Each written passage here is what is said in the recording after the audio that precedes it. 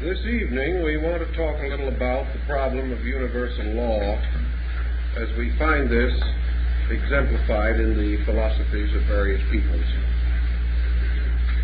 There's a considerable amount of conflict in the minds of many devout persons about the concept of law. We so often think of the term on a legal level, associating it with innumerable restrictions and limitations or peculiarities relating to our own cultural platform. We think of law as something found in great books which have to be studied with emphasis upon precedents and upon all the elaborate machinery of human jurisprudence. And because this is law as we have come to know it, the term universal law has some rather unfortunate semantic implications. We think of law perhaps as just, but we are also inclined to suspect that it is cold, that it is something with very little consideration for the peculiar problems and necessities of human beings, perhaps broadly protective, but often a frustrating influence upon individuals. Thus, in philosophy and religion, we must have a larger concept of law. We must take away from it this tremendous emphasis upon thou shalt not, which seems so often to be important in a penal code.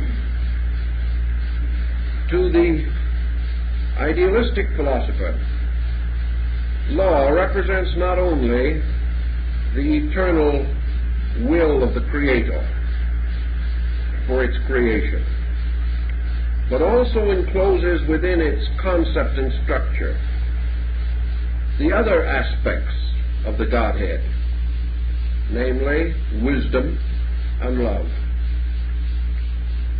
Sometimes we think that these principles operate differently, but the wisest of mortals have experienced within themselves the simple fact that universal law is the greatest good, the greatest beauty, the greatest love, the greatest wisdom that man can know. Law does not exist to circumscribe or limit the activity of anything. Law exists to permit and sustain the eternal unfoldment of life. Law is forever protective, and it gives to man one tremendously important psychological security. It tells him that this law will preserve, perfect, protect every creature that is true to it, and that through being true to law, man attains all other good things possible to him, and therefore that a lawful life, a life lived in harmony with law, is a good life, a kind life, a generous life, one thoughtful and filled with understanding. Thus, from fear of law, which was perhaps man's first reaction to the unknown, came respect for law, later admiration, finally love, and perhaps in the highest mystical sense, adoration. Law finally becomes the blazing, living symbol of the divine power itself. And perhaps the very ground of law is its own lawfulness.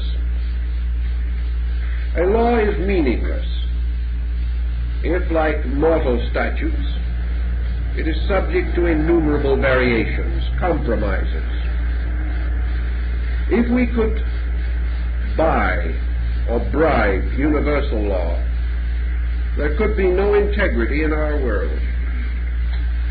Yet from early time, philosophy and religion have been in conflict.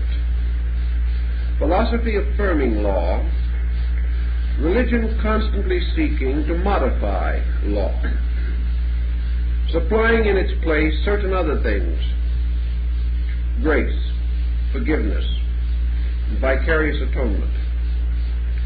Yet actually, whether religion knew it or not, there is no good thing in religion, no promise of spiritual security, no path of light leading to identity with good, but that this security or this path is also part of law. For every quality by which man, through growth and development, can attain to the highest ideals and dreams of spiritual integrity, every ingredient of universal procedure is within law. Now we try to define how we shall understand law. Perhaps we may say that the law, universal law, is the divine will in operation. It is this inevitable, perfectly enlightened purpose, this inevitable of the universe fulfilling its own destiny, this absolute sufficiency by which the plan, already conceived, sustained, and perfected in the divine consciousness, unfolds resolutely and without deviation into the full realization of itself. Thus we have no recourse beyond law. For if law be the divine will, in what way shall we oppose it? And if it be a manifestation of the divine purpose, by what right do we question it? How can we go beyond that pattern or plan which is the total of ourselves? How can we, as fragments of the infinite, doubt the infinite of which we are the fragment? We have no direction to turn, no place to hide ourselves from the fact of law. Therefore, wisdom has long implied that man's greatest good is a joyous, a consecrated, a voluntary obedience. The law tells us that all disobedience must ultimately be dissolved in obedience, inasmuch as the law itself, being inevitable and irresistible, cannot be indefinitely resisted. Any being or creature may for a time or under a circumstance attempt to violate this law. But the law is greater than he is. Not only is it greater than the individual, but it is greater than the totality of creation. Therefore, in the end, the law bends all things back to itself. It remains the ultimate. And in this recognition and in this acceptance, man realizes that security is in obedience, insecurity arises from disobedience. Now, disobedience is possible to man because he has an individual mind. But this disobedience does not make him master of the law. He may, through his own ignorance, his carelessness, his indifference, or his forthright antagonism, attempt to set up his own empire, contrary to the empire of space. But space, like a vast ocean, moves relentlessly on its way, dissolving, breaking down, removing every barrier to the fulfillment of itself. as Buddha pointed out, a very great deal of human misery is man forced to stand and watch his own disobedience swept away. He weeps over it. He is miserable about it. It was a pet project of his own. And when it goes, he feels that the bottom is out of the universe. But actually, the law can destroy nothing that is unlawful. The law can be in conflict with nothing except that which attempts to violate its principles. The wise man has learned also that to live nobly and wisely is to live almost without awareness of law. Law becomes a tremendous dominant force only in the experience of the lawbreaker. To keep the law is to be kept by it, to move serenely without sense of limitation. To violate the law is to feel the heavy displeasure of this opposition, not because the law does not like us, not because it turns revengefully upon an individual, not because it is burdened with a personal jealousy against something, but simply because the law, like water flowing down a mountain, will find its way, must find its way, must keep its own course, and will not tolerate anything that blocks or interferes with that course. This courage and strength and security which law bestows is the natural heritage of every honorable person. And it is only the individual who has some ulterior motive in himself, who resents law, or regards it as any encroachment upon his own liberty. For all liberty is liberty under law, liberty within the great structure of law. And the greatest liberty man has is the liberty and right of a voluntary personal adjustment by which he can choose immediately to align himself with the great patterns by which the universe is sustained. Thus, with law, we can gradually come into a very friendly relationship. Universal law is, of course, much more than this grand, vast panorama of principles. Universal law is something we use every day. We use it when we cook, when we sew. We use it in business. We use it everywhere. Because if it wasn't for universal law, we could not pour water from a pitcher into a glass. If it was not for universal law, we could not walk upon the surface of the earth. And if it was not for universal law, the seeds that we plant in the earth would not grow and become a harvest. Everything we do, every invention we contrive, every instrument we create is in harmony with law, or it will not operate. That is the reason why the Patent Office in Washington now asks for a working model in connection with extremely remarkable, difficult, or unreasonable inventions. Because the proof is, will they work? And they will work only if the inventor found the law governing the device. If he did not, it may be a magnificent work on paper, but it will never operate. Thus, man's existence, his birth, his growth, all these things are possible only because of law. And in the larger moral sphere of our hopes and aspirations, progress depends upon law. Progress depends upon man gradually experiencing law, coming to know it, understand it, and love it. Therefore, everything that we hope for, worth achievement, peace, security, friendship, all these things depend upon the immutable operations of inevitable laws. Thus laws become very near and friendly to us. And we have added to the great pattern of universals many human codes. Most of these codes were originally rather wisely given. The great Babylonian code of Hammurabi is said to have been dictated to the scribes and sages by the god Nebo, keeper of the records of heaven. This primitive code emphasized honesty, right dealings among peoples, fair trade, and mutual respect, the rights of worship and of citizenship. These things anciently were parts of law, and they were as noble as men could devise them, because men attributed them to the gods.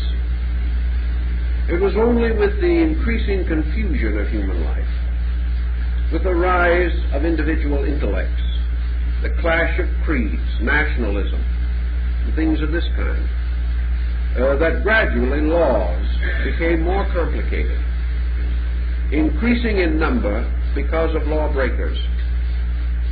And we have today very complicated statutes, simply because human beings are complicated and resent within themselves many of the simple virtues without which society cannot survive. Some of our laws are good, some are bad, some are indifferent, but they are all products of man's attempt to bring some regulation or order into the conduct of his fellow creatures. And these things are patterned directly or indirectly from some concept arising in universals.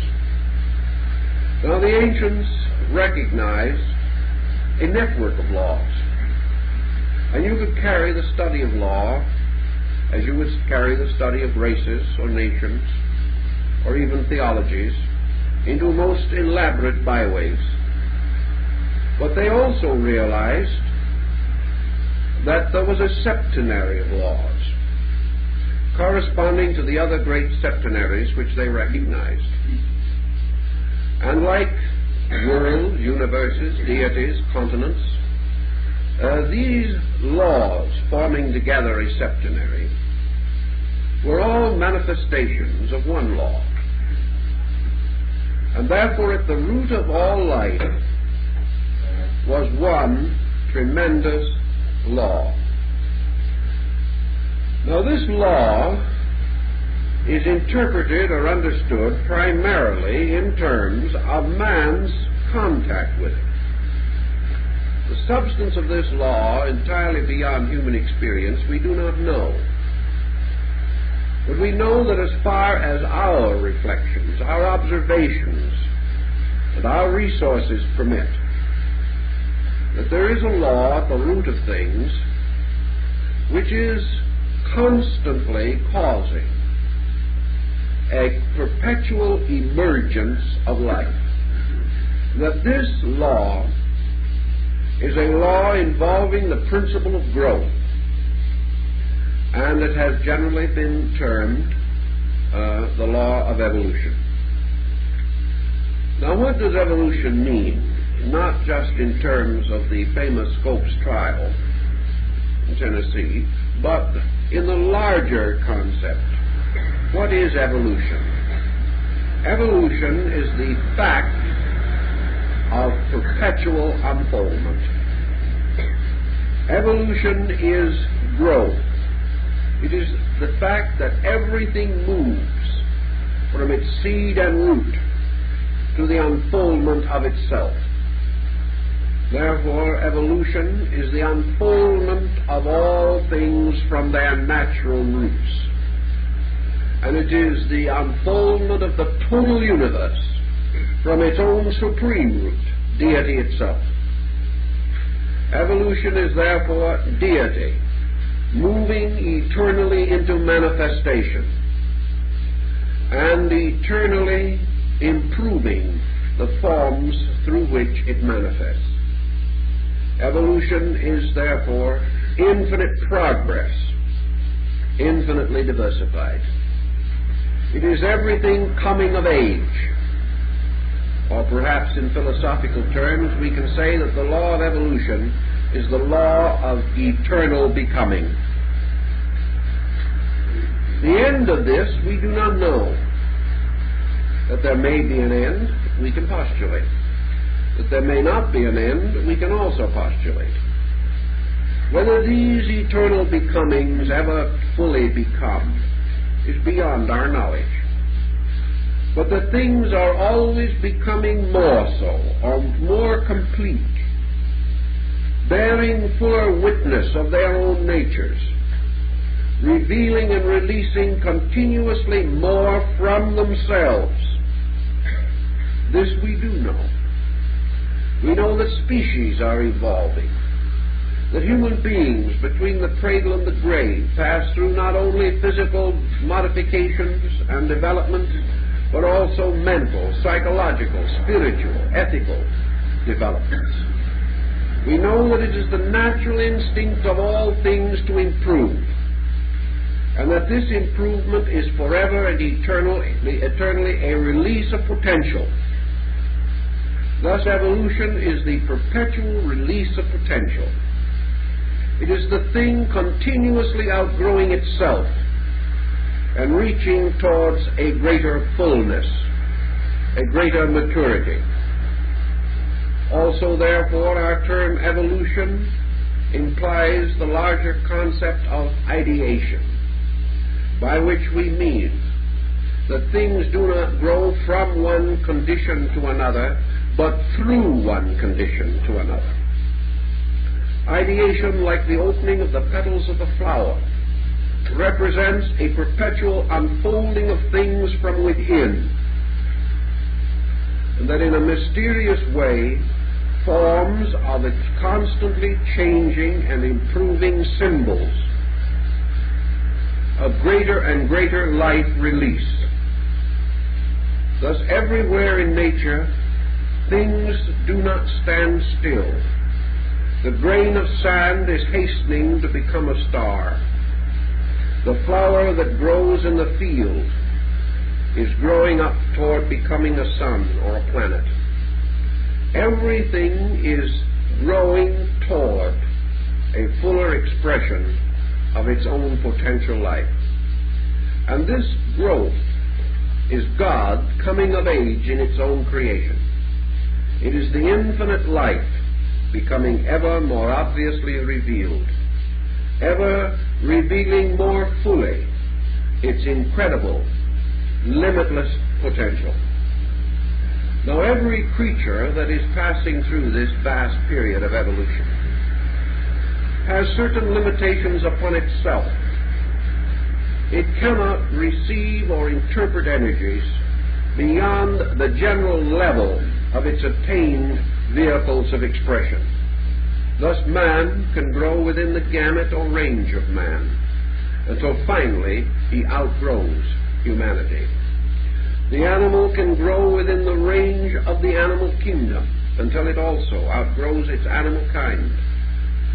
Growth at any time cannot be infinite or complete, for growth itself is an ever-flowing, and this process of ideation or release from within is causing life to build ever more noble mansions for the principle within itself. And these bodies, these houses of this growing life, are instruments for expression, for the release into tangible action of these pressures, these impulses, these instincts, these urges, which all life has locked within itself.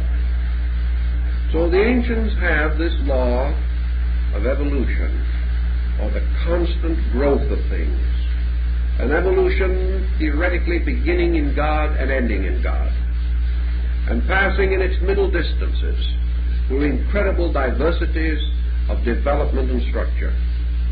Everything hastening on, life a procession going somewhere, life never for a moment merely a diffusion going nowhere.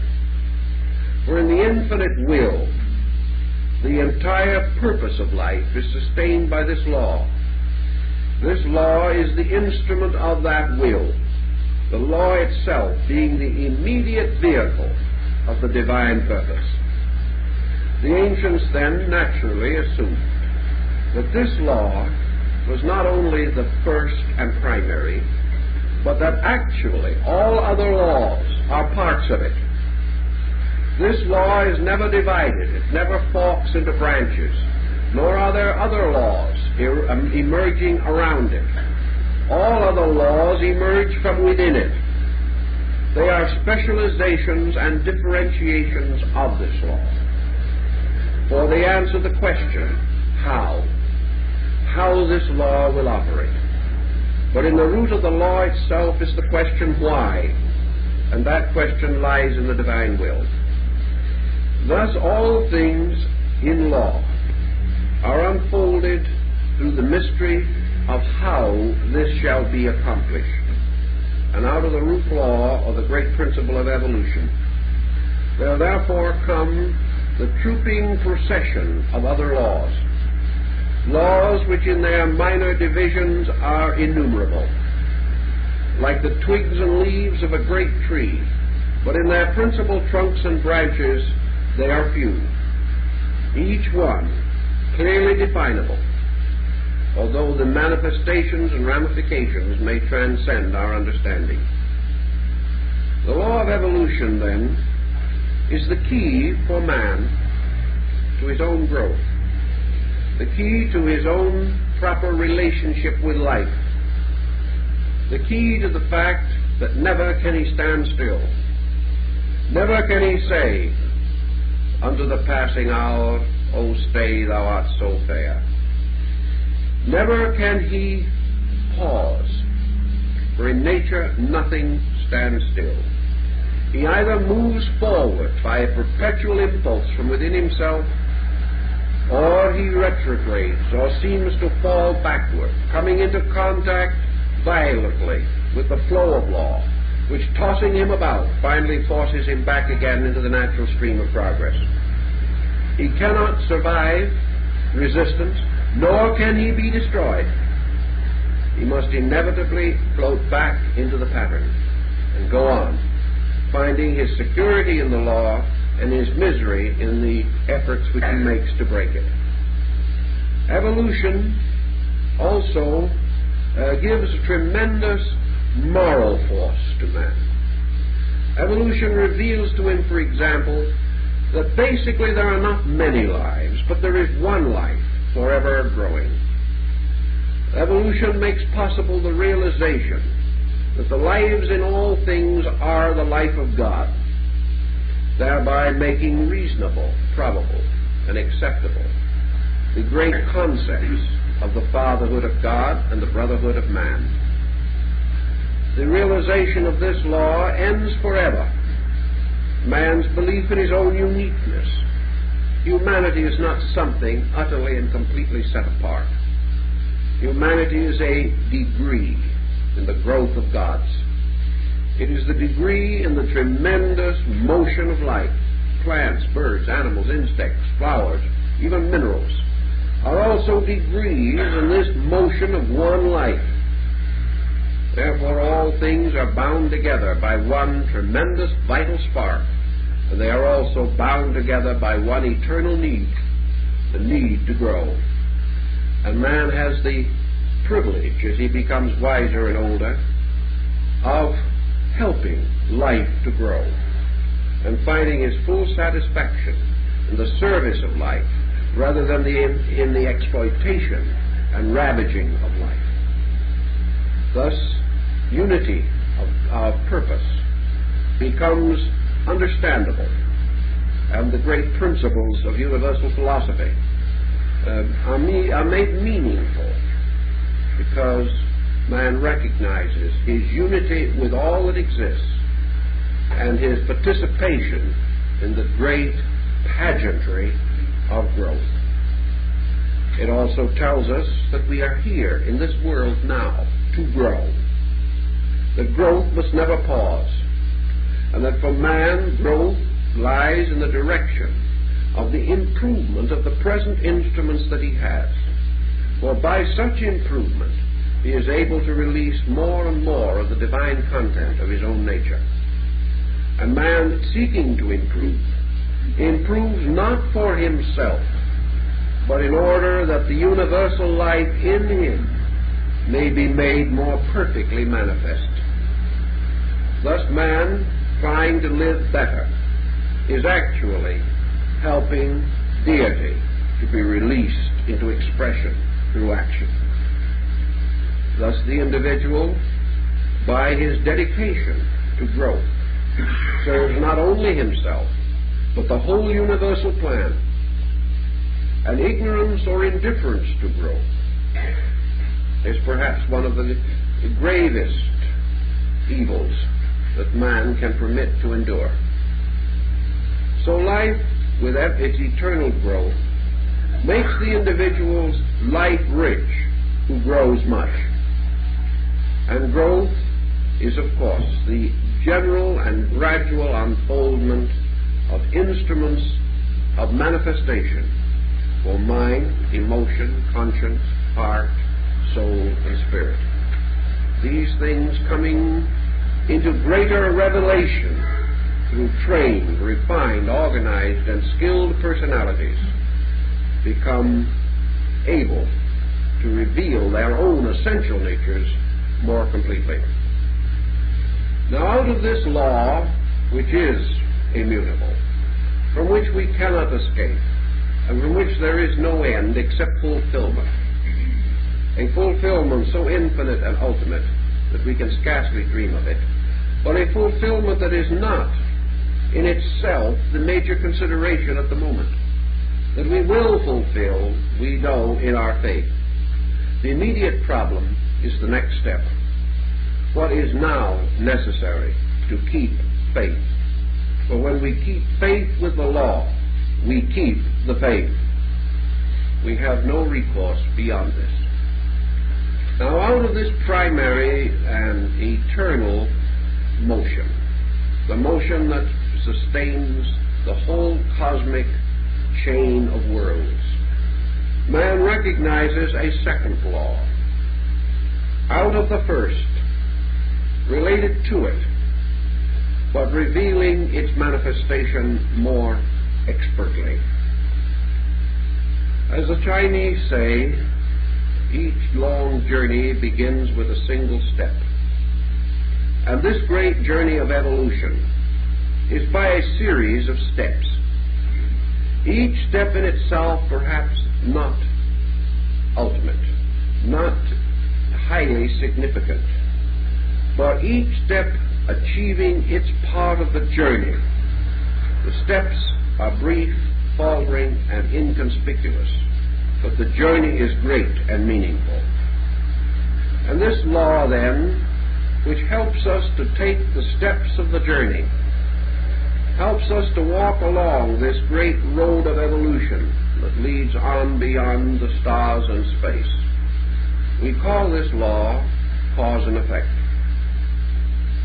Cause and effect tells us to a great degree how we evolve and how the machinery of evolution comes to operate in the life of the individual. Cause and effect also has bearing upon one point which is otherwise rather difficult. We know that man, at the beginning of his great evolutionary cycle, was in the greatest need of knowledge, and at that time he had the least. Just as the newborn child in infancy is in greatest need of orientation, and yet is least able to find its place in the world. So the law of cause and effect steps in and gives us the great formula of trial and error. Cause and effect gradually brings to our attention and to the attention of all life that growth, or the motion of forever becoming, is a series of related circumstances, and that these circumstances lead from an infinite primary cause which resides in the divine nature and terminate in an infinite ultimate result or effect which also rests in the divine nature. Therefore, all cause, life, is flowing into effect, living. And the relationships of these patterns become essential to our gradual enlightenment. By degrees, man learns how to grow. He learns through trial and error. He learns by doing and observing the consequences of things done. He also senses that the universe proceeds through a series of related causes and effects, each cause inevitably producing an effect consistent with itself, and each effect becoming in its own turn, by its own nature and substance, a new cause, which in turn leads inevitably to an effect. This goes on in an almost inconceivable cycle. A man has to gradually become aware that this pattern of cause and effect is valuable to him, not because it necessarily merely relates to his own moral conduct, but because it explains to him the mystery of antecedent causes, proving gradually to him that everything that exists now has had a previous existence in cause, and that any circumstance that arises must be the consistent consequence of action. Therefore, we may call cause and effect, on another level, action and reaction. We may say that everything that exists bears witness to a reason for its own existence, and that a reason is consistent and adequate, and that there can never be an effect inconsistent with its cause, or a cause that does not produce a consistent effect. This takes what we like to call luck, chance, providence, accident, out of our consciousness as factors in existence. And it is very good for us that we should lose these concepts. For as long as man believes that he lives in an unlawful universe, or a universe of accidents, he can never develop an adequate moral philosophy. He can never recognize personal responsibility unless he realizes that his action must have reaction. He can never fully integrate himself into the concept of a vast integrated sphere unless he recognizes his own existence both as an effect and a cause. That he is here as a species, as a collective, because he is the next step in something. Because in his turn, from himself will come the next step in something. And each stage or development of things has its inevitable, unchangeable patterns. And also that once causes have been set in motion, they cannot be frustrated. They must move toward their inevitable consequences. And man, nature, or space, unfolding according to the laws of cause and effect, can never invalidate any of the procedures which have already been set in motion. Consequently, we have a new code of adjustment necessary, namely that all life must learn to cheerfully abide by the consequences of the causations which it has set in motion. The deity itself must abide by the effect created by its own primary creative impulse. Once creation begins, once the great primal cause, the fiat, is spoken or sounded, once the Logos brings forth the worlds, from that time on, the Logos, the gods, and the powers are subjected to their own laws. Deity is not a being outside of law, but is the power of law itself, and must forever abide by the principles which it has established. Man must therefore learn that the lawmaker must keep his own laws, and that no individual can escape from the lawful consequences of things done or things undone. The law of cause and effect has also some rather benevolent promises about it. It tells us that no thing in itself good can be without consequence. That the universe, by its own nature, is good. Being the product of the divine will, it is divine. Therefore, the ultimate effect of the creation as it unfolds must be good, because its cause is good. Therefore, evil can never vanquish good, because it can never overwhelm the great, eternal, and good cause which set all things in motion and must bring a harvest according to its own nature. Now, man, in his own limited way, has always attempted to resist the great laws of cause and effect. He has attempted to reap where he has not sown. He has attempted to escape from the consequences of his own actions and conduct. But while he believes he can do this, he is under a delusion. And because of this delusion, we've had dictators and autocrats and despotisms. We have had innumerable afflictions of mankind by man, simply because we do not believe the justice of universal procedure. Yet one by one the tyrants have fallen. One by one the despots have gone their way. One by one the pomp and circumstances vanish from our sight. Only the law remains, and only the simple, natural obedience gives the security that man requires. Now, the law of cause and effect also tells us that from first cause, all causation must have in its nature necessity. Therefore, the law of cause and effect is related to the principle of necessity. And the great sphere of cause and effect is called the sphere of necessity. All things grow. Growth is necessary. All things grow slowly, often painfully, because of inability to fully understand. But man grows victoriously because he gradually learns to understand causes.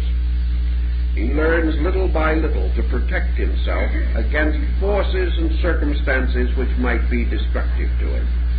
He learns how to estimate the results of things. He learns thrift and providence this way. He learns the importance of good temper and a good disposition. He learns ultimately that if he is friendly, he will have friends. If he is unfriendly, he will be friendless. These things he learns. He learns sometimes the hard way. Often he resists and rebels.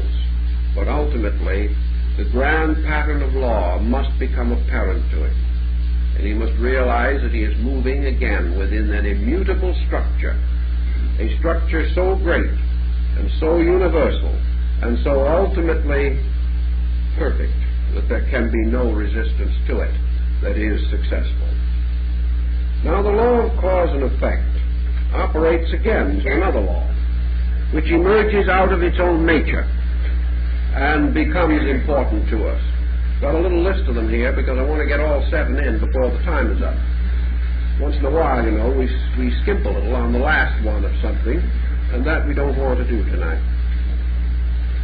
Now, the law of cause and effect indicates or suggests a kind of balancing, so that we come out of the law of cause and effect with the next law, which is the law of polarity, which leads ultimately to the establishment of the principle of equilibrium. Now, everything in nature, like the celestial crab which crawls forward with a strange and angular motion, everything in nature moves according to and functions by the principle of polarity. In a way, cause and effect is polarity.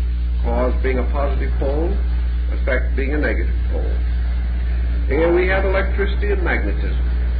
We have dynamic and static everywhere. We have the poles of a battery. Everywhere in life we find the problem of polarity operating. And polarity becomes important to us in many, many respects, because man, through the gradual understanding of the law of polarity, has a gradual tendency to correct his own tendency to be lopsided, which becomes a very serious thing. Now, of course, when we look in the mirror, it may not be noticeable, but at the same time, in our conduct, it usually is. Polarity means that most forms of life oscillate or move between two poles, alternating between positive and negative. Creation, for example, moves between two vast poles, manifestation and obscuration, or the day and night of the gods. Every period of manifestation must be followed by a period of repose. There is a great respiration, the breath of Shiva, the outbreathing of worlds in the great dawn of things, the inbreathing of worlds at the end of things.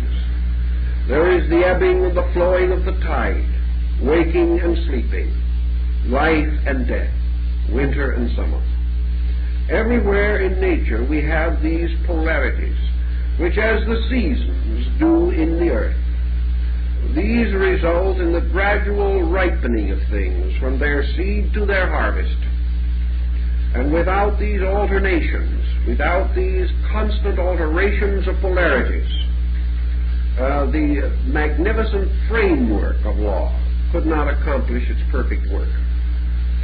Now, in this great pattern of polarization, as we care to call it, we see innumerable things of value to ourselves here and now. One of the most common polarizations we recognize is the polarization of generation. We know also the famous reference made by Plato in his study of the great Platonic year, in which he describes that the great 25,000-year cycle resulting from the precession of the equinoxes is divided into two periods, or halves, one of which was a period of fertility and the other of sterility.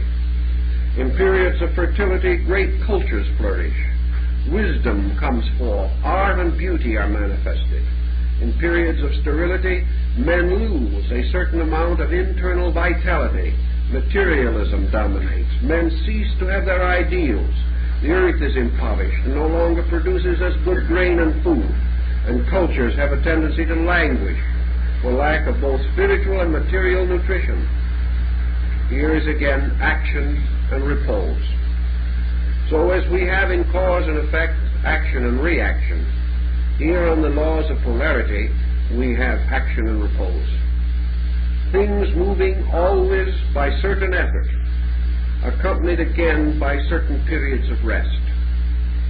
And we also find that in nature everything is generated through polarization.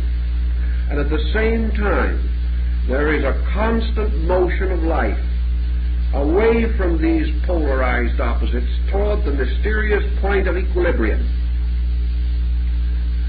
Now, we have considerable philosophical discussion relating to this issue, and it becomes more involved than we perhaps realize. Equilibrium is, to the average individual's concept, an idea of the suspension of motion. Today, for example, we are proud of the fact that we are very highly polarized. We say that an individual who is very enthusiastic at one moment and utterly down in the dumps the next is really living life to its fullest. He's having his good days and his bad days, but he's certainly having a lot of excitement. Whereas if we find an individual who is by nature rather quiet and composed, we suspected him of being dead while still he is alive. If he doesn't get angry, we think he is timid. If he isn't jealous of somebody, he doesn't care for anyone. And so we make gradually a great deal out of this polarized extremism of our conduct. We had a lady in not long ago who was quite convinced her husband didn't love her, because for 5 years he had shown no sign of jealousy. It was just something she could hardly endure. She had no complaint, she had no reason to think he didn't, but he just wasn't jealous. That was a bad sign all by itself. So we have people who honestly believe that unless we are really quite tempestuous in our attitudes, that we haven't any. Or if we don't take violent sides in arguments and debates, we're not patriotic. If we're not for our candidate and against all the others, we have no political vision. And of course, occasionally we come to a sort of negative equilibrium in which they decide none of the candidates is any good. This, of course, is also considered bad because that is defeatism. It sounds as though we are trying to escape a nasty decision, and we are. But we have come to think of excess as being an indication of life, moderation as an indication of death. And our psychologists are feeding us some of that thinking these days. And furthermore, they are reminding us that one of the most common symptoms of paranoia is great periods of exhilaration followed by great periods of depression. So we have our choice. If we have exhilaration and depression, we are admired by our friends and accused of being paranoiac by our psychologists. Actually, nature is moving toward equilibrium. But equilibrium is not something that is going to sneak up on us unaware. Equilibrium does not mean that someday, whether we will or not, the pendulum is going to stop in the middle. Equilibrium is the most difficult thing in nature to attain, because equilibrium is immortality. Equilibrium is a deathless state. It is a state in which excess ceases. All immoderations come to an end. And in the complete suspension of polarization, we attain what the Buddhist terms nirvana. For nirvana is the end of the imbalance of conflict in the compound personality of the human being. In the universe, equilibrium is also the end of conflict.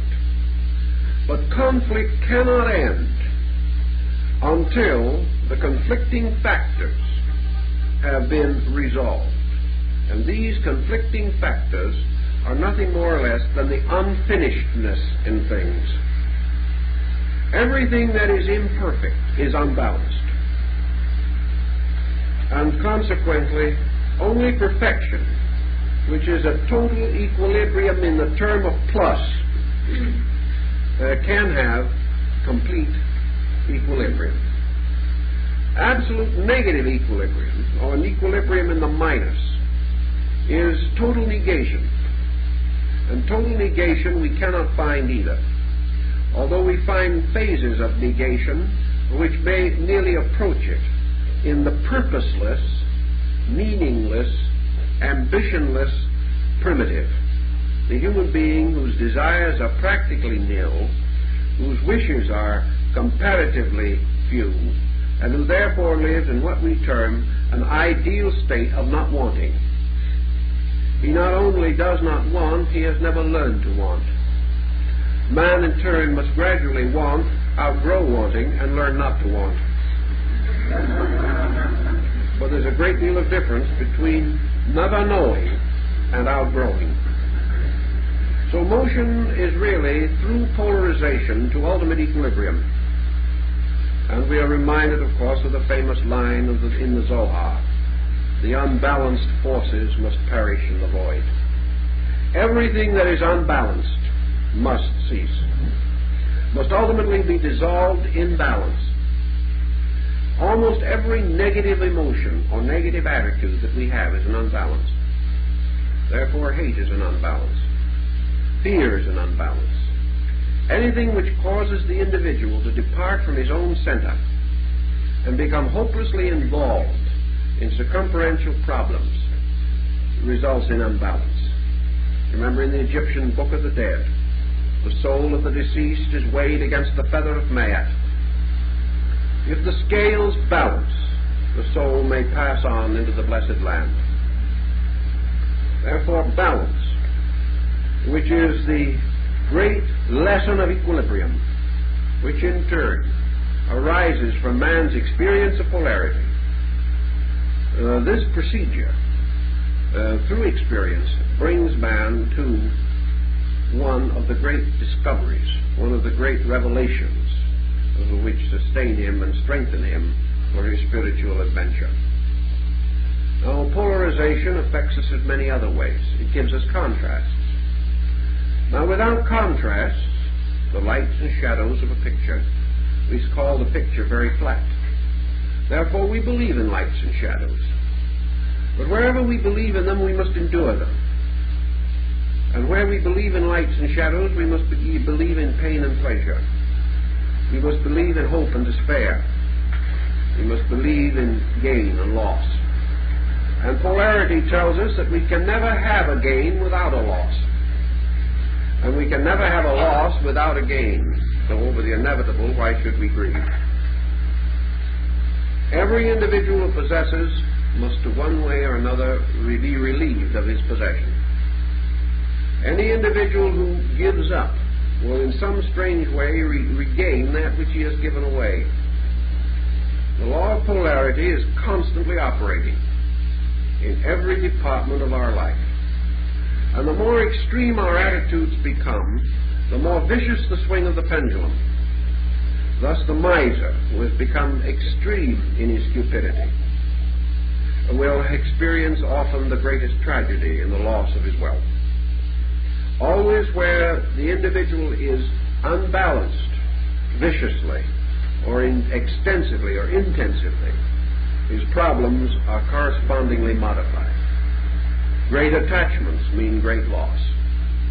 Great attainments mean constant vigilance in the protection of a reputation so gained. Everything has its price, and this is another form of polarity. And the individual, therefore, attempting to escape from the vicious swings of this pendulum is led toward moderation of conduct, which was the great Socratic virtue. Socrates says, in all things not too much.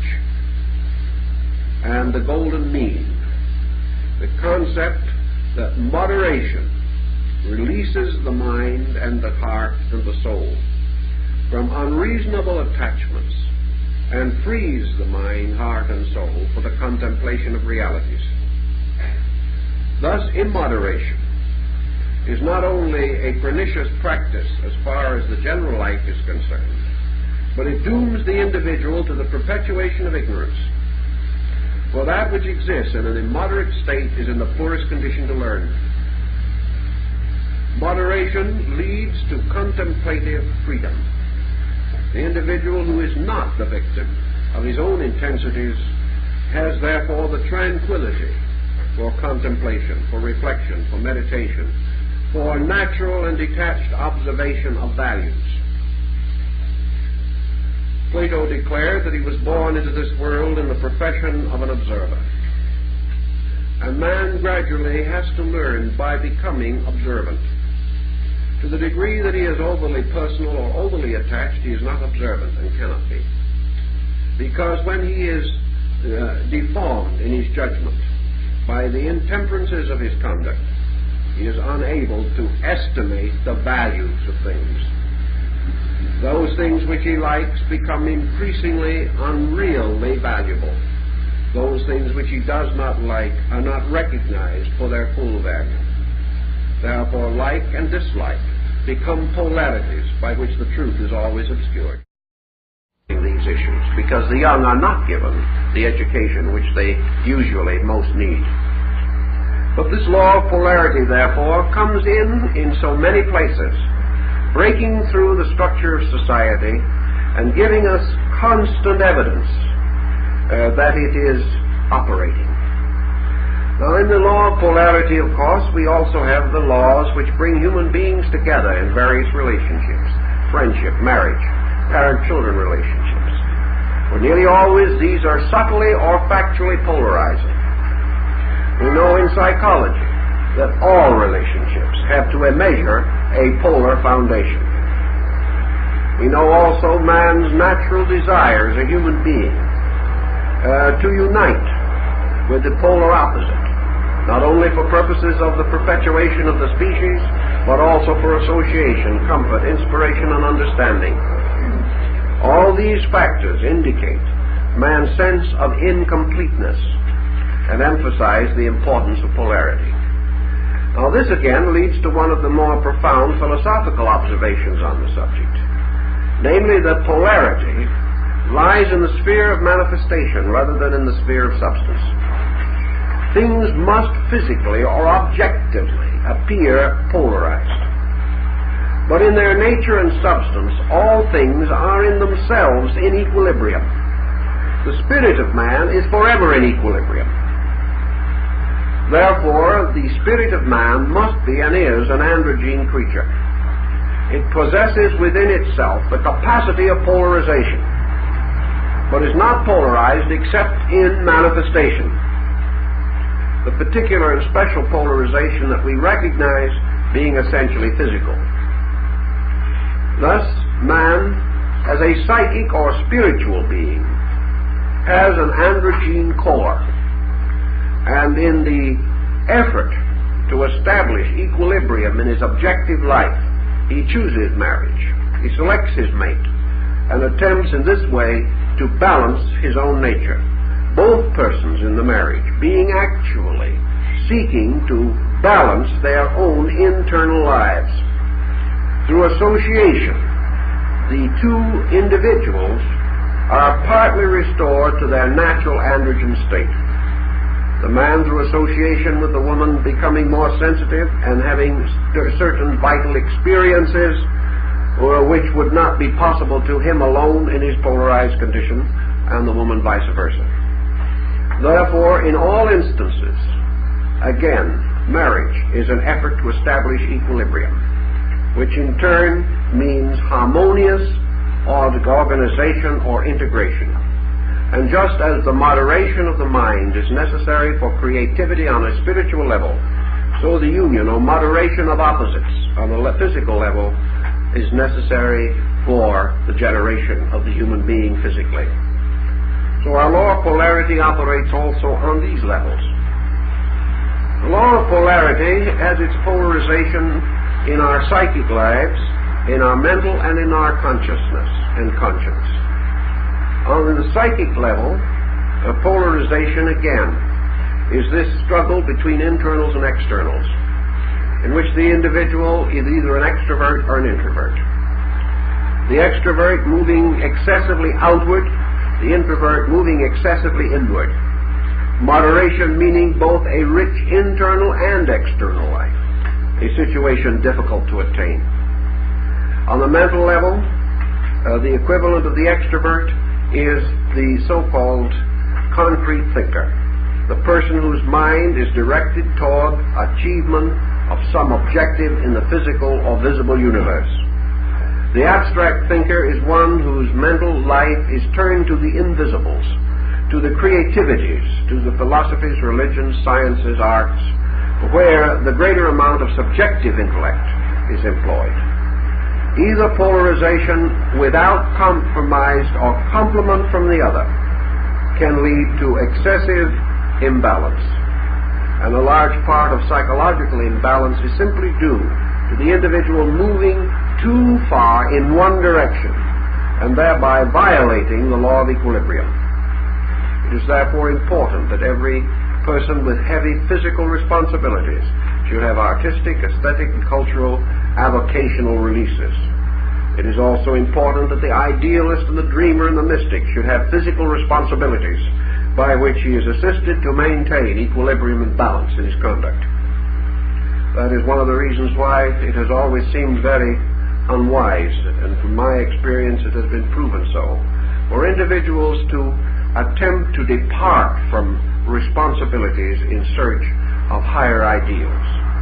These higher ideals should be built upon responsibilities, upon the victorious and complete acceptance of duty, and not upon a running away from the need of man to serve the unknown need of God. These things must work together, must cooperate, and build toward a proper picture and a proper pattern. Now, out of these principles, out of this law of polarity leading to equilibrium, which is a great silence, comes another law, which is perhaps one of the most pleasant and the gentle laws that we have to contemplate in life. And that is the law which we call harmony and rhythm. Now, in nature, as Havelock Ellis realized, life is a kind of dance. Life is a magnificent motion. The Chinese Taoist, in his concept of Tao, or universal being, recognized truth, God, reality, the road, all of the mysterious principles which he gathered into the term Tao. He recognized these as the great Kun, or the eternal sound that goes on forever. And he also recognized this principle as the great rhythm, the great beauty that has neither beginning nor end. And out of harmony and rhythm has come man's concept of beauty. And law, perhaps, is never more perfectly revealed than by beauty. Now we can say, what is the law governing particularly the operation of harmony and rhythm? Well, I think probably we will agree that the most vital law associated with these things is mathematics. Therefore, the Pythagorean and Platonic schools admonished their disciples that no one who was ignorant of astronomy, mathematics, and music could enter the great schools of philosophy. Music, as an example of harmony and rhythm, is only one. We know, of course, Pythagoras is said to have been able to hear the music of the spheres, the sidereal or celestial music, the music that's played upon the great vina of the god Shiva. Rhythm, perhaps, comes closest to us in the beat of the human heart. But everywhere in nature, there is harmony and rhythm, revealing itself through the processes of law. Harmony is a very large word. We think of it mostly in terms of sound, but harmony means much more. Harmony means order, means equilibrium in one sense, balance. It means the unfoldment of things with a perfection that is full of grace, full of exquisite beauty. And we discover law as beauty. One of the ways, traditionally, in which perhaps we make this discovery is in the pattern of the snowflake. Here we have immutable law revealing itself as exquisite beauty. We find it also in minute shell life and tiny living things like the radial area. We find it wherever nature is creating, in the distribution of leaves along the stem of a plant, in the petals of a flower.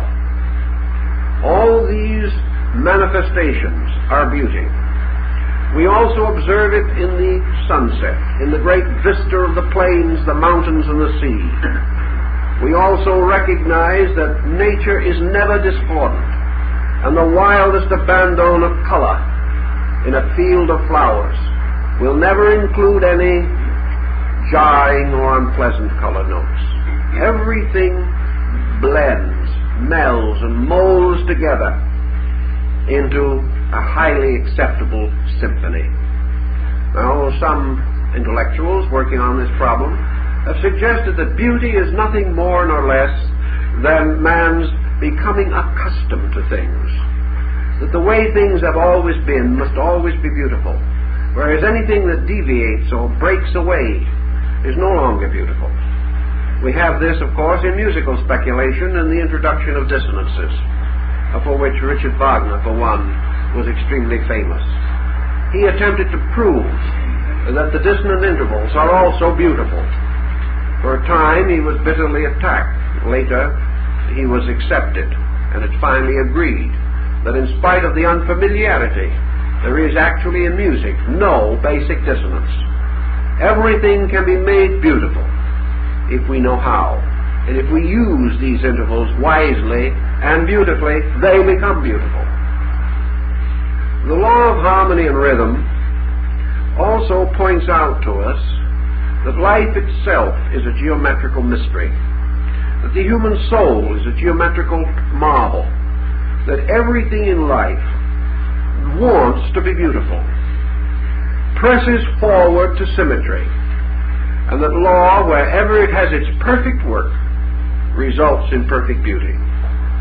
The deformity, therefore, is in some way a limitation, a restriction, a falling short of nature's plan, and that even though perhaps nature must do a little experimenting in the effort, even experiments are beautiful in nature, which is more than we can say of futuristic art. But in any event, nature is forever moving in patterns that are strangely, grandly, and wonderfully acceptable to us. Standards of human beauty are forever changing, yet the quest for beauty is eternal. And the law of harmony and rhythm means that ultimately that which is harmonious and that which is rhythmic must fulfill the need of beauty. Harmony is a little different from rhythm in the sense that rhythm represents interval or tempo, whereas harmony represents blending, the union of things. In this it changes or differs again from melody, for the melodic line represents a tune that is recognizable, but harmony is the bringing together of things, of tones, of patterns, themselves different, perhaps set in different tonal patterns, but all coming together in one magnificent blending, as a magnificent symphony of Beethoven. Thus harmony is achieved through the soul power, for in harmony we must call upon the full orchestration of universals. In harmony we must be able to conduct the orchestra. Each instrument must play its part, and we must bind them together until they become one living instrument, like one great vital living pipe organ.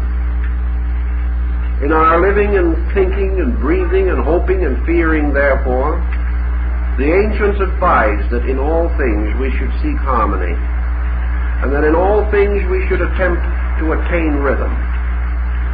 The ancient Greeks were much given to a very literal interpretation of symbolism, and our old friend Socrates, who was not perhaps our idea of the figure of the Apollo, was addicted to the Terpsichorean muse and always danced with his disciples in the early morning.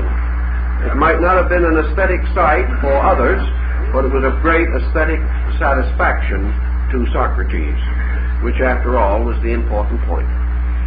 And so, seeking to move with life, to dance the dance of life, we must also realize that it is not only work, that it is not only labor, struggle, effort, magnificent challenge, but it is also a matter of grace, and that things done graciously and beautifully have a peculiar virtue in themselves, and to be done beautifully and graciously they must be done harmonically and rhythmically. The human being's psychological integration is nowhere more evident than in the reaction upon conduct in terms of grace and harmony.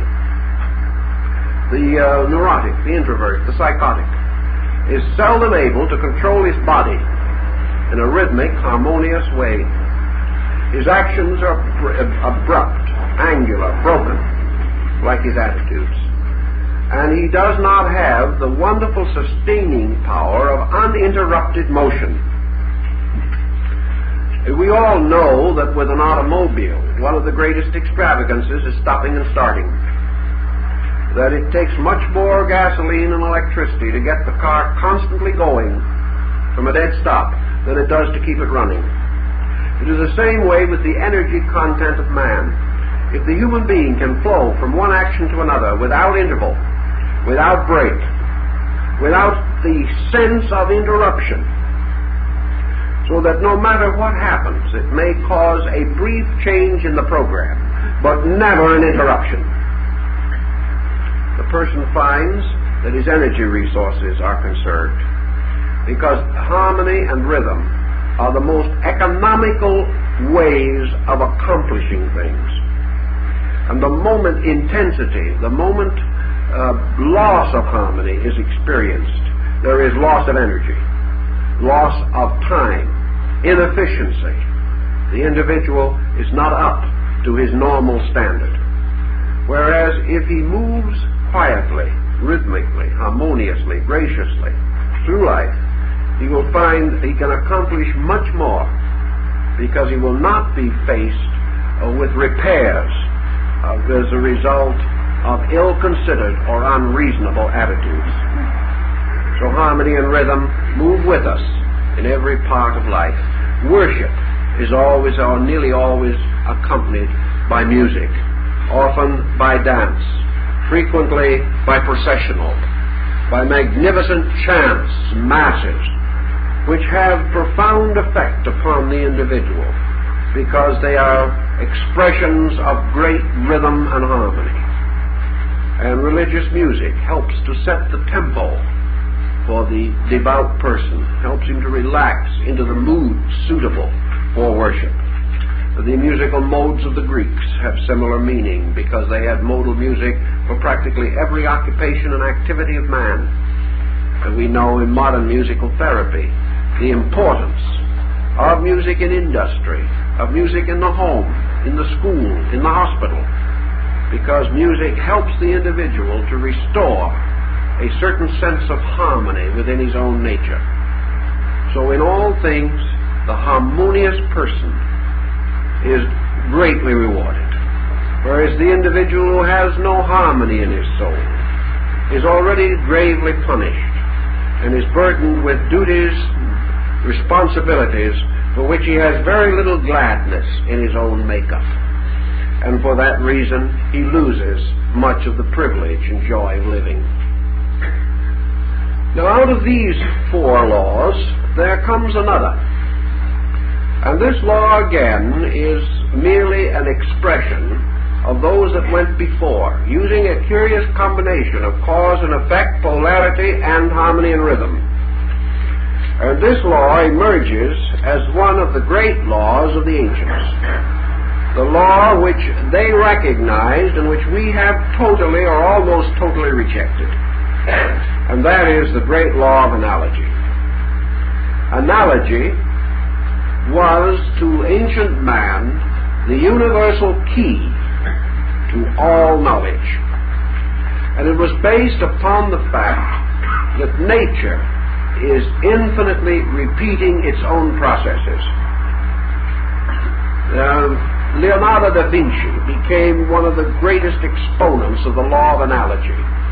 He found, for example, all the motions, stresses, and tensions of the human body captured in miniature in the human hand or in the human foot. He found all of society captured and held in the human face. He recognized that all things are alike in substance and principle, differing only in size and the number of their related parts. Thus, all creation suspended from one creative power, moving, therefore, from one basic archetypal pattern. The laws governing the universe must inevitably force all things to a vast internal similarity. Laws operating upon substances and elements, molding these substances and elements into innumerable structures, can be discovered by the analysis of the structures, because all of them must have archetypal conformity with the vast pattern upon which they are designed or from which they are taken. Therefore, we have the great Hermetic statement of this law, supposed to have been found by Alexander the Great in the tomb of Hermes Trismegistus in the valley of Hebron. And that is, this great law was inscribed upon an emerald. And it says, that which is above is like that which is below. That which is superior is like unto that which is inferior. This means that there is a tremendous archetypal sympathy between the universe and the electron. That actually the cell, the atom, each of these is a little world, and the world is the great cell, the great atom. That everything actually moves upon one basic key pattern, and who possesses the key to that pattern possesses the key to all knowledge. This means, or meant to the ancients, that if man could ever understand one thing completely, he would know all things. It's quite a challenge, because he's never gotten very far, even on that project, but he's still working on it. But the old alchemists gave us a little rather encouraging thinking on that process. They said, for example, that deity in its infinite wisdom had given man 3 books to read. 1, the Holy Scriptures; the 2nd, the universe; and the 3rd, man himself. And that in these 3 books were the secrets of all things. The most difficult to explore would be the universe. The most difficult to intellectually understand would be the Scriptures. The simplest, most immediate, and that for which we have an inevitable and well-recognized sympathy, is ourselves. Therefore, man actually possesses or contains within his own structure the key to all other things. That there is not one principle in space that is not somewhere in man. That there is no law operating in space which does not operate somewhere also in the compound construction of the human being. Consequently, the motive perhaps for the great adage of antiquity, man, know thyself. Man cannot always explore other things successfully. He can examine the rocks, but he loses the great geological lessons long before he has mastered them. Man may explore space, but still he comes only to the mystery of more worlds to conquer. He may study theologies endlessly, but they are somewhat strangely detached from his own experience, and there is in them so much conflict that man often becomes discouraged.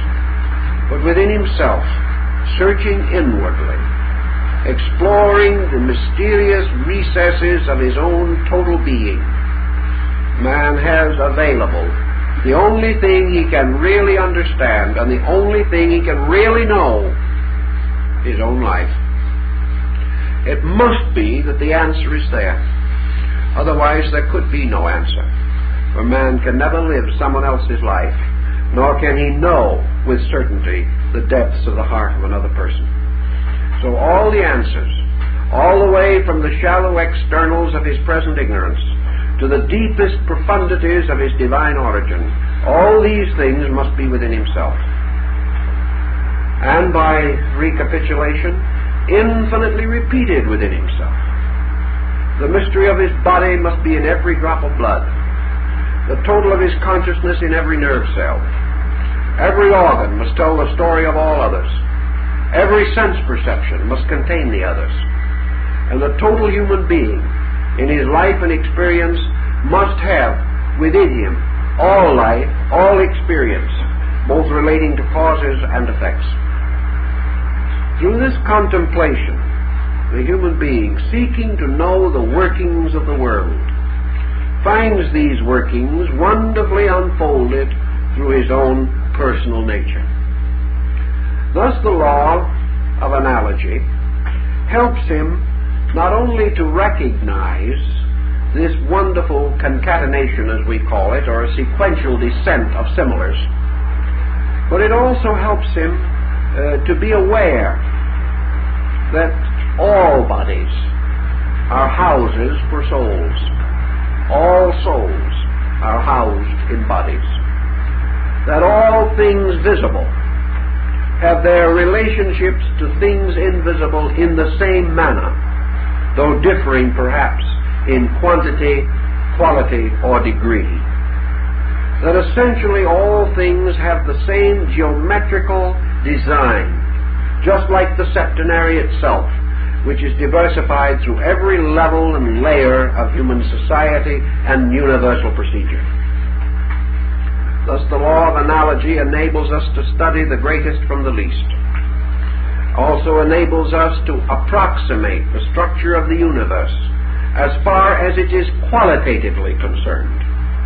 The substances in terms of living essences by which the universe is sustained. All these things we come to know. Paracelsus was of the opinion also that because of these sympathies within our own natures, we had a bridge or binder between these similarities in ourselves and the greater archetypal patterns in space. Thus, if the human being could understand some motion, some energy, some principle within himself, he was then capable of the apperceptive experience of the universal correspondent. As the tuning fork contributes its tone to another fork of similar pitch, so the individual's participation, the energy in himself of a certain quality, creates a sympathy with all energy of that quality, giving man the possibility of a cosmic experience of that energy through the discovery and experience of it within himself. These things he can do, but from the outside he can never conquer these energies, because he can never approach anything from the outside and know it. He may examine it, he may analyze it, he may come to some decision concerning its structure and form, but all things are known only from within. But from the withinness of himself, man is in harmony with the withinness of all other things. From the outside, he can never attain this rapport.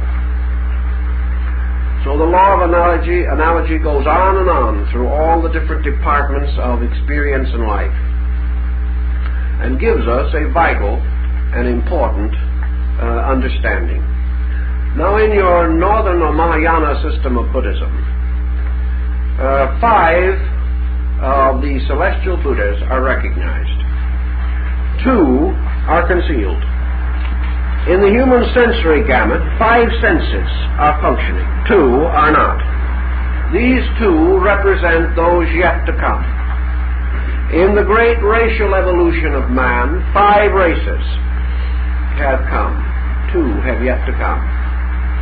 In the great continental distribution, 5 continents, 2 yet to come. Therefore, in the great septenary of laws, 5 have been revealed and 2 are concealed. Now, in your astronomical system of the ancients, there is reference to the 7 planets. Yet the ancient did not know 7 planets. He knew only 5 planets, and he added to these the luminaries, the sun and moon, to make 7. He was well aware that the sun and moon were not planets, but they became the shields, or the blinds, or the symbols for the 2 planets which were not then known.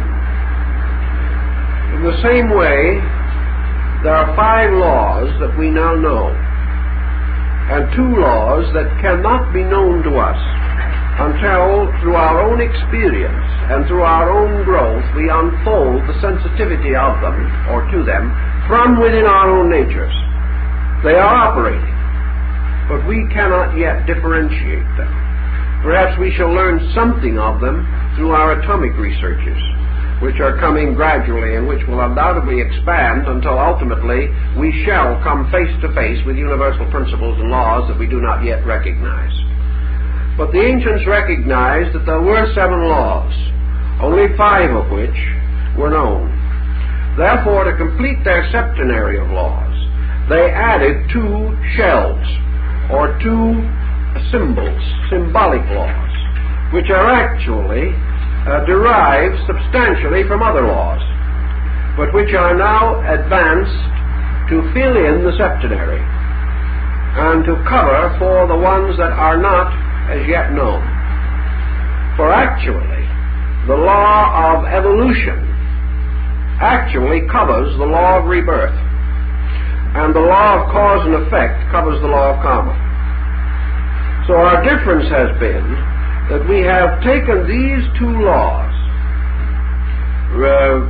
rebirth or reincarnation, and cause and karma, and we have declared them to represent laws operating upon the moral level of human conduct, and used these two to complete the septenary. The law of rebirth would be an inevitable correlative of evolution, because actually evolution, operating through cause and effect, must be the perpetual growth of things. And the perpetual growth of things contains within its own concept everything relating to the continuing improvement of forms and the re-embodying of life principles in forms until they attain their maturity or perfection. Therefore, reincarnation is to us the law of evolution applied to the moral and ethical life of the individual. And the law of karma is the law of cause and effect brought within the personal experience of the individual and his problems. These are the two laws that cover the greater laws that remain as yet unrevealed. So by means of them we create the septenary. Now what can we add at this time to a discussion of the law of reincarnation that would not more or less parallel material we have previously covered? There are some points, I think, that might be valuable, because we are now thinking in terms of a septenary of laws. And we are therefore assuming and affirming that these laws exist, and that these laws are necessary to the fulfillment of the primary law, and that all laws make evolution complete. For it is the root law, like the root race, or the root power, relating to the other septenaries that we have considered. This law, the law of reincarnation and karma, these two laws, have one important peculiarity. We call them symbol laws, or blinds, or cover laws, to conceal something else that we do not know. Buddhism would consider this highly correct, because it would tell us that these two laws, peculiarly applicable to man, exist on the level we know them only because of the mind of man. That reincarnation and karma, therefore, are man-made laws, yet related to and dependent upon almost completely two great universal laws. One of the reasons why this is true is because Buddhism points out that these laws are both based upon man's acceptance of certain illusions in his own nature. The law of rebirth is based upon man's acceptance of the need to survive as a person. This law is not primarily involved in the original concept of evolution, because evolution has nothing to do with man surviving.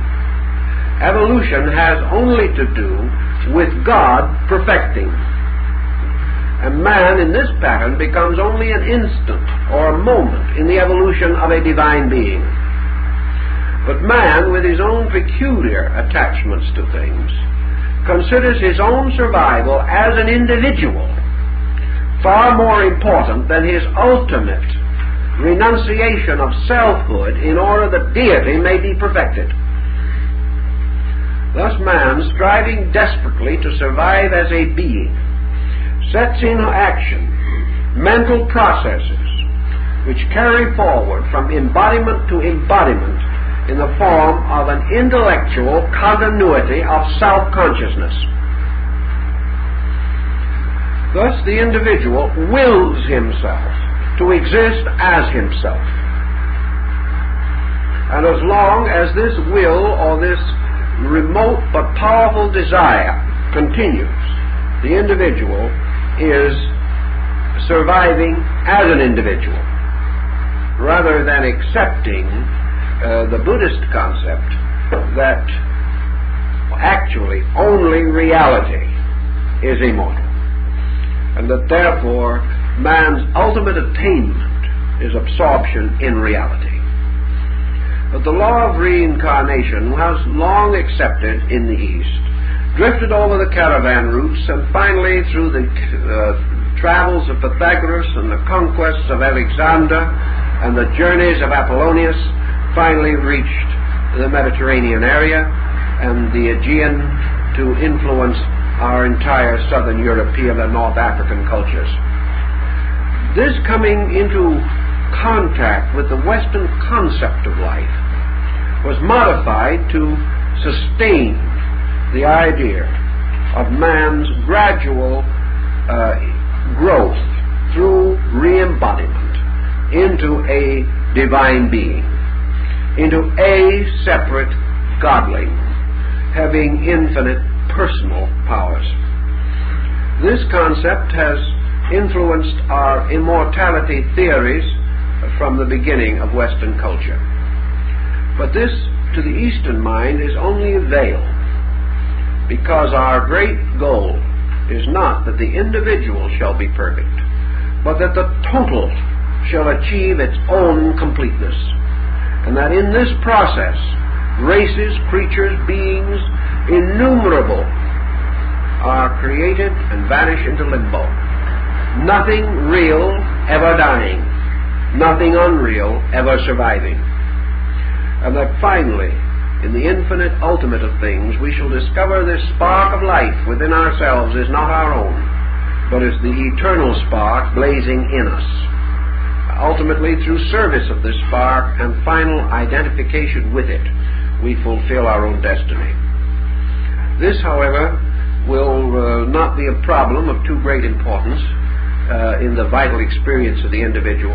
He could not separate this spark from his own personality by any effort of the will.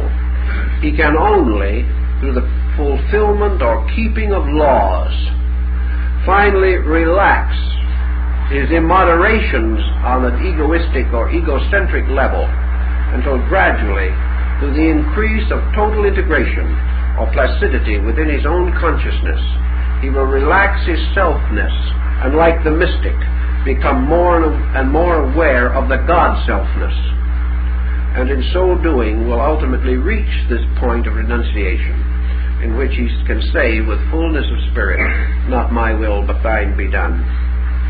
And when that occurs, actually, deity takes over and becomes the great power, the reality, rather than merely for average human beings.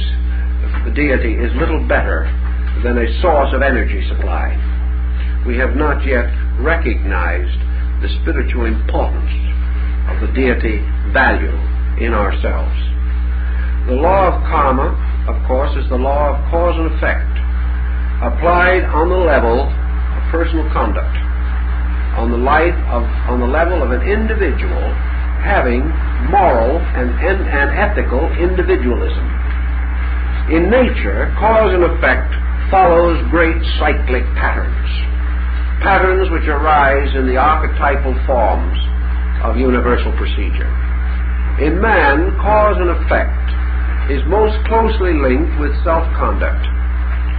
In the individual, he recognizes that he himself sets into motion certain causes, the effects of which he must be ready to endure.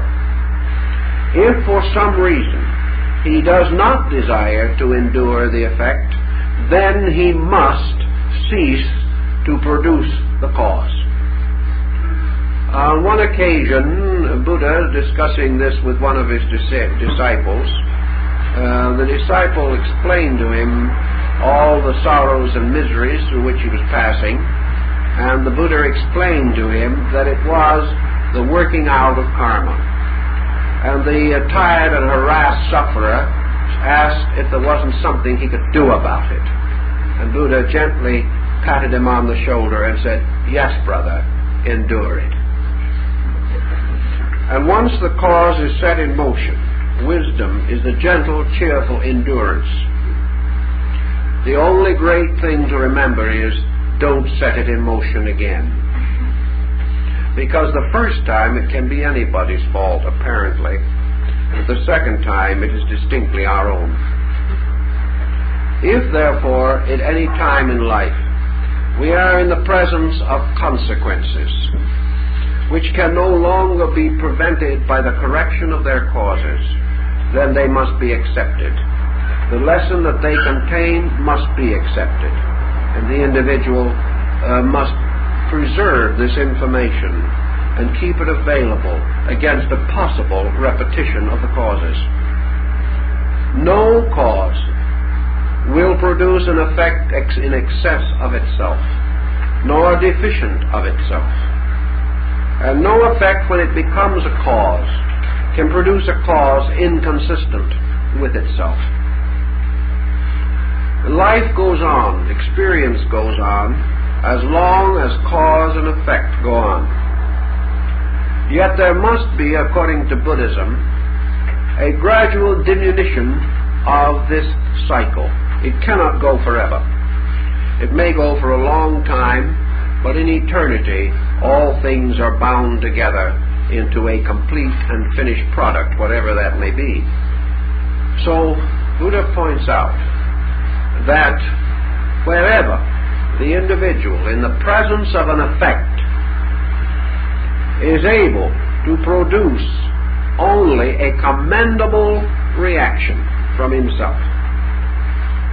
If, for example, in the presence of a great karmic debt that must be paid, which may result in adversity or trial or even pain or loss, the individual becomes indignant, fights back, blames others, becomes intolerant, vindictive. These things immediately set in motion another chain of circumstances. This is where the dharmic reaction from within himself becomes the cause of a new karmic sequence. If, however, as Buddha taught his disciples, in the presence of this type of an unpleasant situation, the individual graciously, kindly, gently, lovingly releases, holds no ill, is patient in all things, takes no extreme attitude, but attempts only to grow, to ask what the lesson is and how best he can learn it. It is obvious that his Dharma has now set in motion another type of causation entirely. This causation can never produce an effect different from itself. And if the individual, out of an emergency, has set a causation of peace in motion, that causation must ultimately likewise produce its own end, and its end must be peaceful. Consequently, wherever it is humanly possible to reduce the intensity of the impact of an effect upon consciousness, the individual reduces the karmic load that must go forward. Wherever he understands and accepts, wherever he meets his problem, with that which is the nearest to moderation, where he maintains equilibrium, never, if possible, falling away from peace within his own consciousness, he then cannot set in motion further conflict. If, through general and gentle watchfulness, his entire life becomes less negatively intense, less combative, less destructive, less critical, he cannot have the same type of karma that he would have if he has not achieved these ends.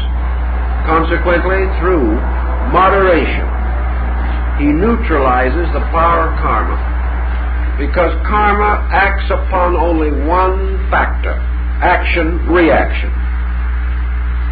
Action must produce reaction.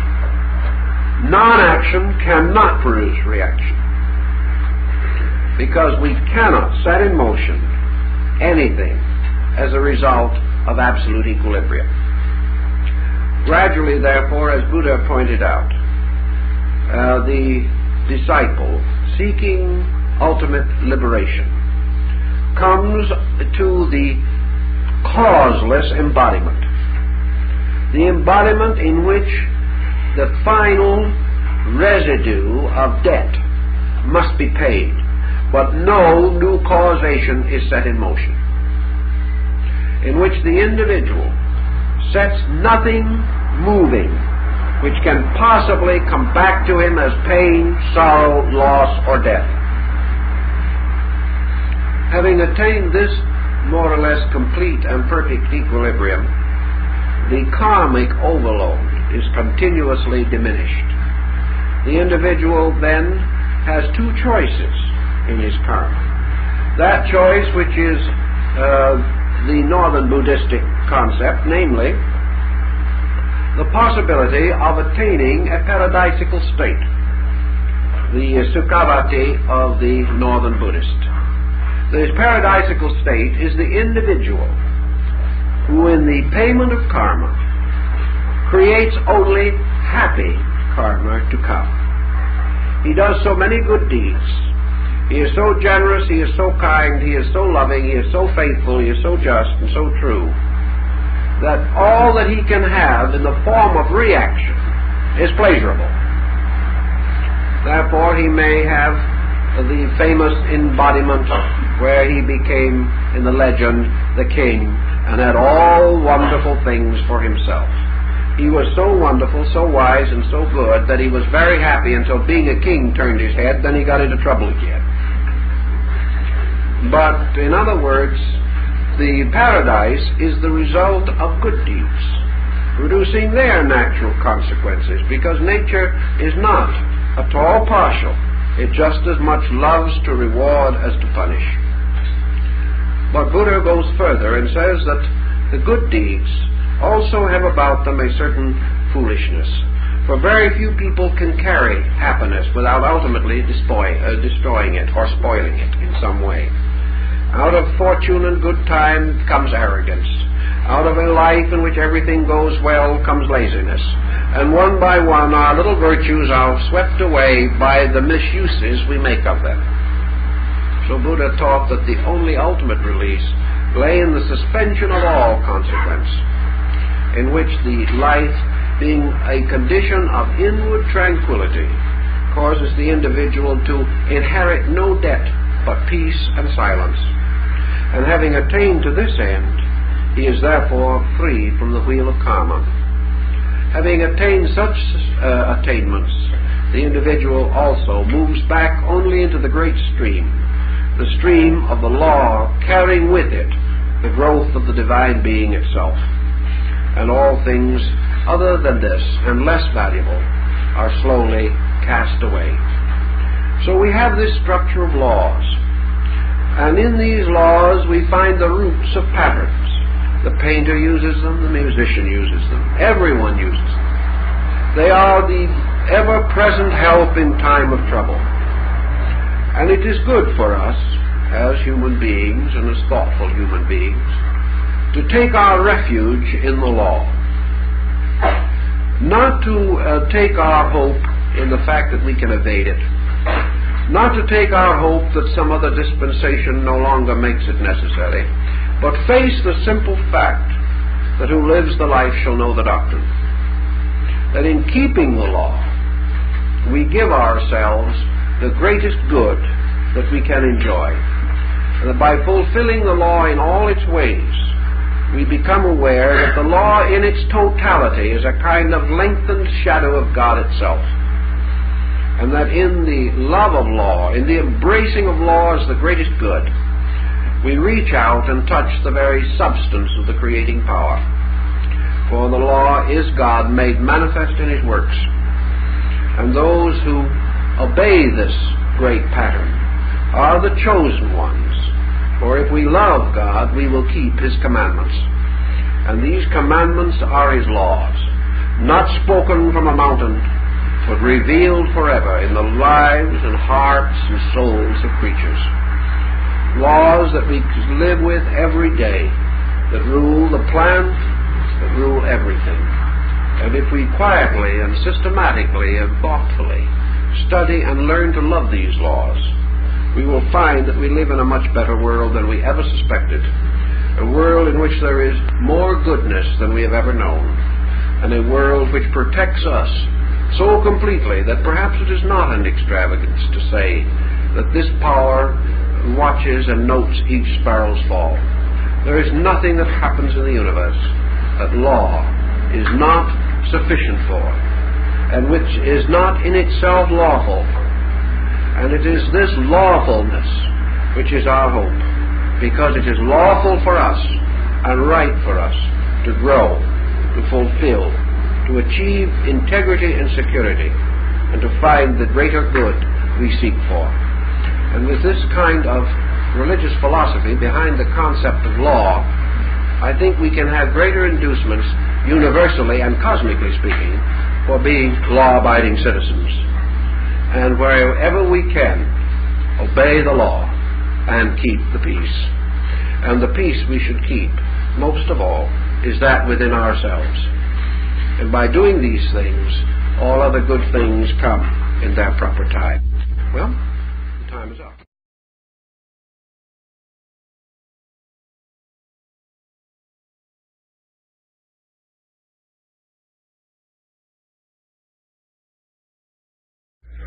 This evening we want to talk a little about the problem of universal law as we find this exemplified in the philosophies of various peoples. There's a considerable amount of conflict in the minds of many devout persons about the concept of law. We so often think of the term on a legal level, associating it with innumerable restrictions and limitations or peculiarities relating to our own cultural platform. We think of law as something found in great books which have to be studied with emphasis upon precedents and upon all the elaborate machinery of human jurisprudence. And because this is law as we have come to know it, the term universal law has some rather unfortunate semantic implications. We think of law perhaps as just, but we are also inclined to suspect that it is cold, that it is something with very little consideration of the peculiar problems and necessities of human beings, perhaps broadly protective, but often a frustrating influence upon individuals. Thus, in philosophy and religion, we must have a larger concept of law. We must take away from it this tremendous emphasis upon thou shalt not, which seems so often to be important in a penal code. To the idealistic philosopher, law represents not only the eternal will of the Creator for its creation, but also encloses within its concept and structure the other aspects of the Godhead, namely wisdom and love. Sometimes we think that these principles operate differently, but the wisest of mortals have experienced within themselves the simple fact that universal law is the greatest good, the greatest beauty, the greatest love, the greatest wisdom that man can know. Law does not exist to circumscribe or limit the activity of anything. Law exists to permit and sustain the eternal unfoldment of life. Law is forever protective, and it gives to man one tremendously important psychological security. It tells him that this law will preserve, perfect, protect every creature that is true to it, and that through being true to law, man attains all other good things possible to him, and therefore that a lawful life, a life lived in harmony with law, is a good life, a kind life, a generous life, one thoughtful and filled with understanding. Thus, from fear of law, which was perhaps man's first reaction to the unknown, came respect for law, later admiration, finally love, and perhaps in the highest mystical sense, adoration. Law finally becomes the blazing, living symbol of the divine power itself. And perhaps the very ground of law is its own lawfulness. A law is meaningless if, like mortal statutes, it is subject to innumerable variations, compromises. If we could buy or bribe universal law, there could be no integrity in our world. Yet from early time, philosophy and religion have been in conflict.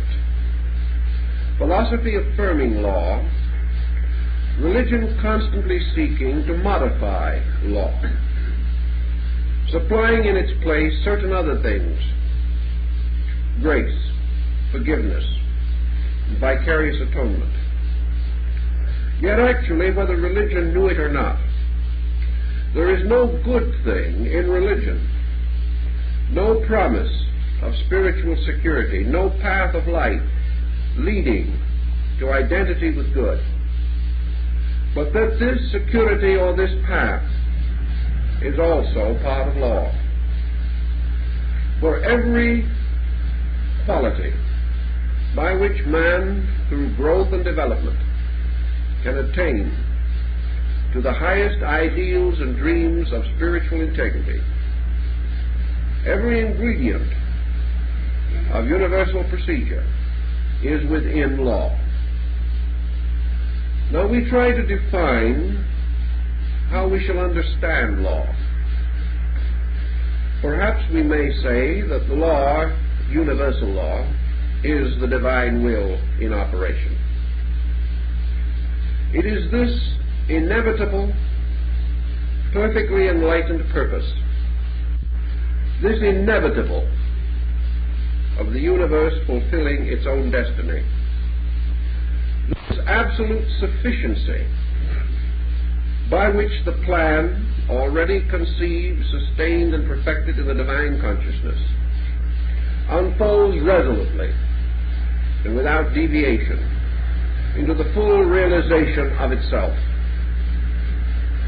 Thus we have no recourse beyond law. For if law be the divine will, in what way shall we oppose it? And if it be a manifestation of the divine purpose, by what right do we question it? How can we go beyond that pattern or plan which is the total of ourselves? How can we, as fragments of the infinite, doubt the infinite of which we are the fragment? We have no direction to turn, no place to hide ourselves from the fact of law. Therefore, wisdom has long implied that man's greatest good is a joyous, a consecrated, a voluntary obedience. The law tells us that all disobedience must ultimately be dissolved in obedience, inasmuch as the law itself, being inevitable and irresistible, cannot be indefinitely resisted.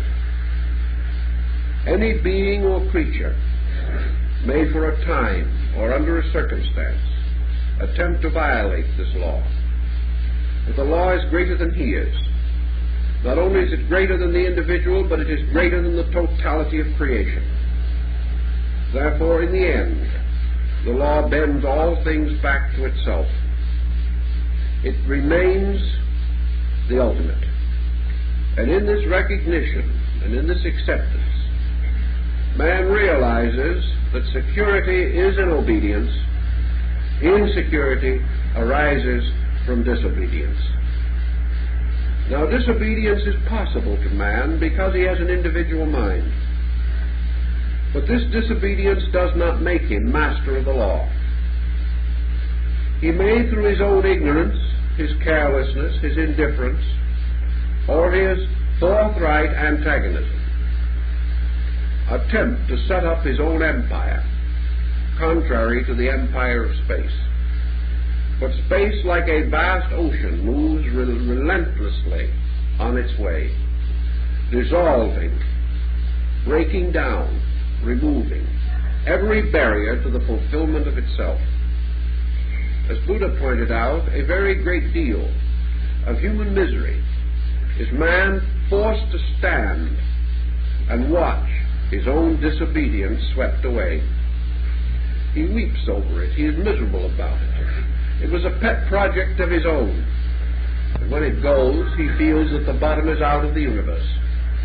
But actually, the law can destroy nothing that is unlawful. The law can be in conflict with nothing except that which attempts to violate its principles. The wise man has learned also that to live nobly and wisely is to live almost without awareness of law. Law becomes a tremendous dominant force only in the experience of the lawbreaker.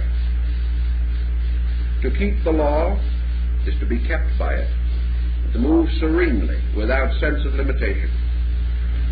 To violate the law is to feel the heavy displeasure of this opposition, not because the law does not like us, not because it turns revengefully upon an individual, not because it is burdened with a personal jealousy against something, but simply because the law, like water flowing down a mountain, will find its way, must find its way, must keep its own course, and will not tolerate anything that blocks or interferes with that course.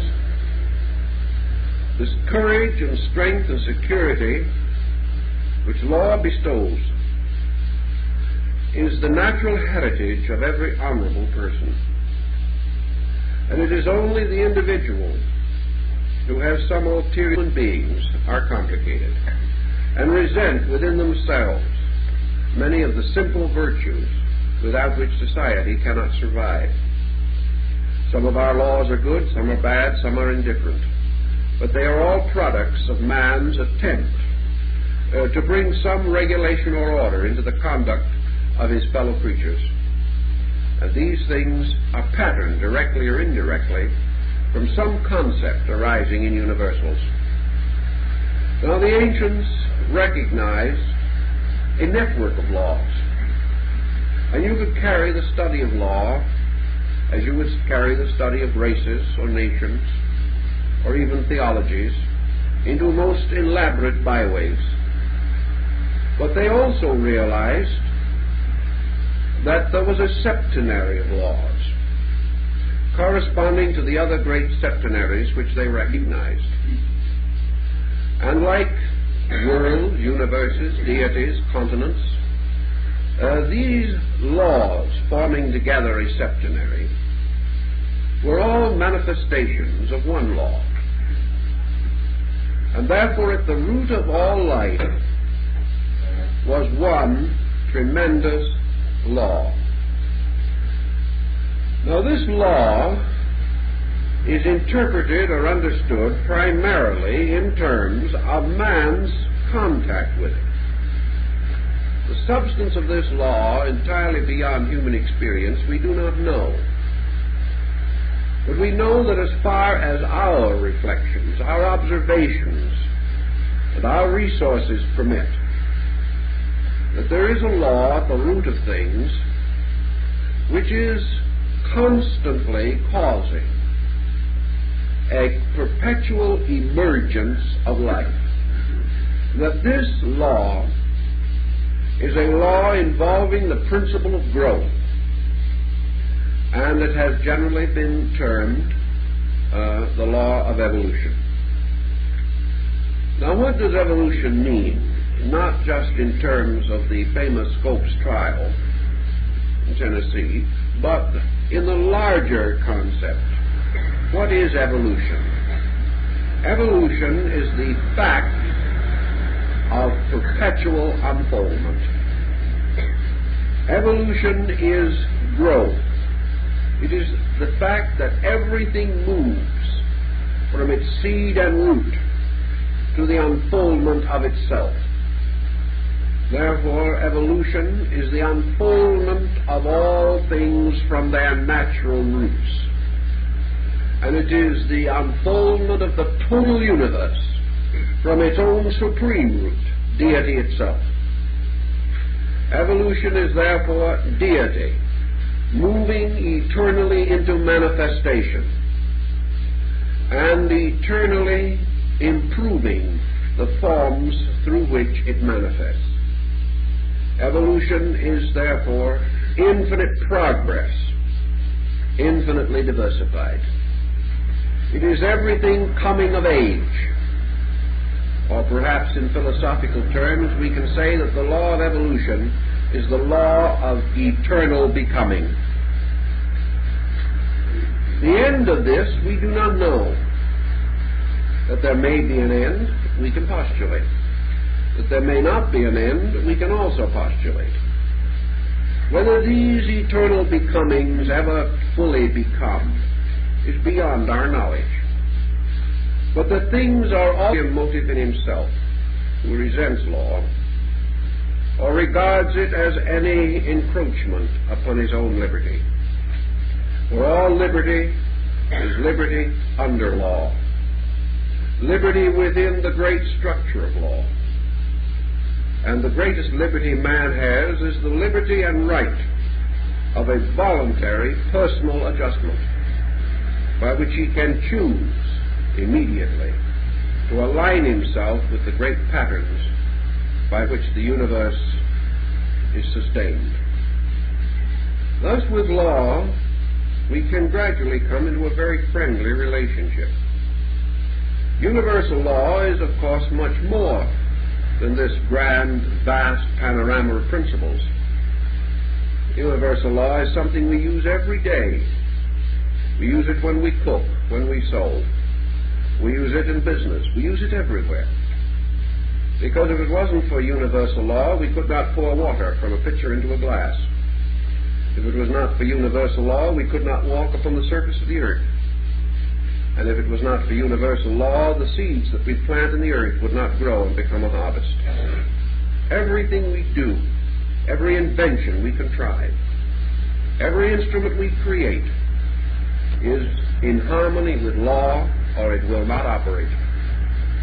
That is the reason why the Patent Office in Washington now asks for a working model in connection with extremely remarkable, difficult, or unreasonable inventions. Because the proof is, will they work? And they will work only if the inventor found the law governing the device. If he did not, it may be a magnificent work on paper, but it will never operate. Thus, man's existence, his birth, his growth, all these things are possible only because of law. And in the larger moral sphere of our hopes and aspirations, progress depends upon law. Progress depends upon man gradually experiencing law, coming to know it, understand it, and love it. Therefore, everything that we hope for, worth achievement, peace, security, friendship, all these things depend upon the immutable operations of inevitable laws. Thus laws become very near and friendly to us. And we have added to the great pattern of universals many human codes. Most of these codes were originally rather wisely given. The great Babylonian code of Hammurabi is said to have been dictated to the scribes and sages by the god Nebo, keeper of the records of heaven. This primitive code emphasized honesty, right dealings among peoples, fair trade, and a mutual respect, the rights of worship and of citizenship. These things anciently were parts of law, and they were as noble as men could devise them, because men attributed them to the gods. It was only with the increasing confusion of human life, with the rise of individual intellects, the clash of creeds, nationalism, and things of this kind, that gradually laws became more complicated, increasing in number because of lawbreakers. And we have today very complicated statutes, simply because human